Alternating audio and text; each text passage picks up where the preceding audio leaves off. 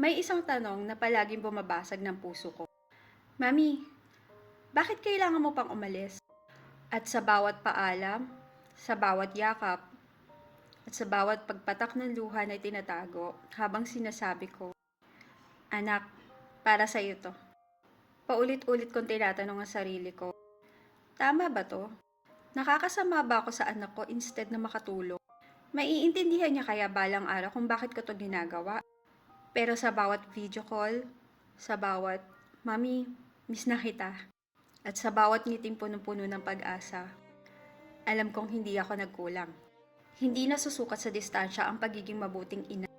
Every OFW moms carries the same kind of love. Yung tipong hindi mo alam kung kakayanin mo pa. May mga gabing umiiyak kang mag-isa. Tinatago ang lungkot para hindi nila makita sa video calls. May mga umagang gigising ka ulit, magtatrabaho, magpapakahirap para sa kanila.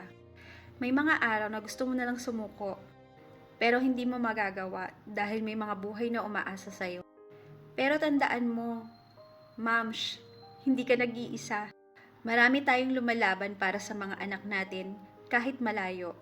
At isang araw, makikita natin na lahat ng sakripisyo natin sulit. Dahil balang araw, hindi na nila tatanungin kung bakit tayo umalis. Sasabihin na lang nila, Mami, salamat hindi mo ako sinukuan. Kung pakiramdam mo minsan hindi ka sapat, tingnan mo lang ang mga anak mo.